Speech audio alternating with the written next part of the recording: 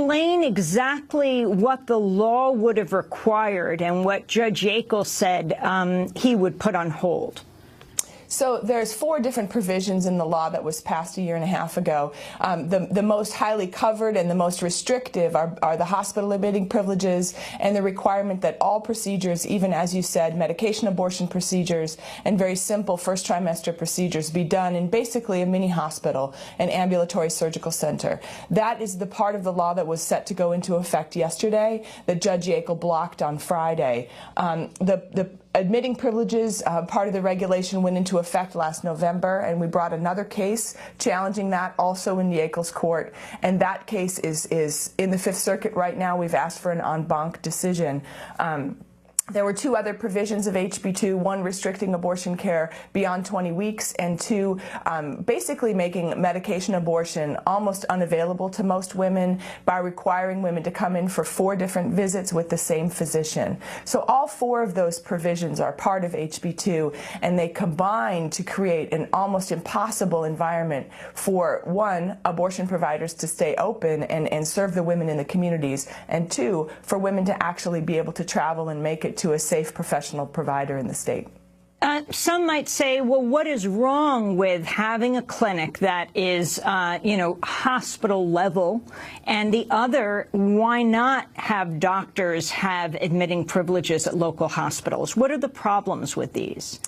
You know, 2 different things. One is that there wasn't a safety problem with abortion care in the state of Texas that these laws were addressing. Abortion has been safely provided for over 40 years in the state in small sort of doctor's office-based settings. Abortion, while it is morally and ethically complex for a lot of people, medically it's quite a simple procedure.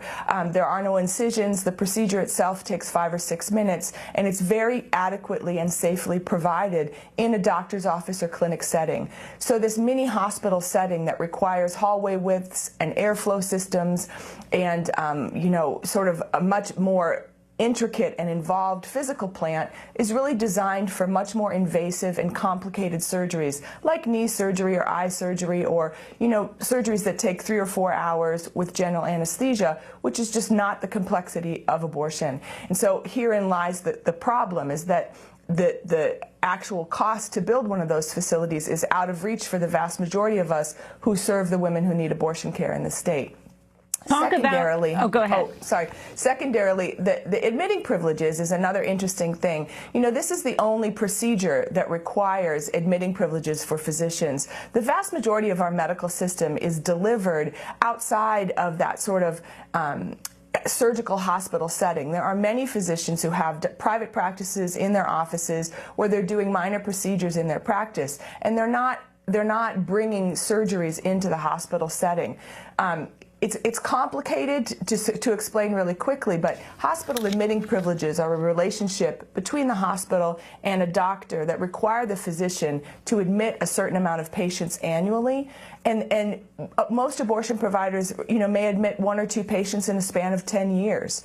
And so this requirement, it doesn't actually have to do with safety, it has to do with access. Can you talk about your clinic in McAllen, what Judge Yackel's decision in Texas means for the women's abortion clinic there? Yes, we are making plans to reopen our McAllen clinic. It has been on Main Street, right across from City Hall, in the city of McAllen for years. Women have been calling us. Whether or not the clinic is open, the women in the community still need the care, and so we've been managing, trying to help women travel north and help women manage their health care in the absence of our ability to provide it. And so we're delighted to be able to reopen the facility later this week. We're making plans, trying to reach out to our staff and our physicians and try to set up a surgical session as soon as possible. The phone has been ringing the whole time, even when we've been closed, and we've been trying to help those women. And so right when the law was enjoined this past Friday, we began to call some of the women who had called us earlier that week and telling them that later this week we hope to be able to actually see them locally in the McAllen clinic again.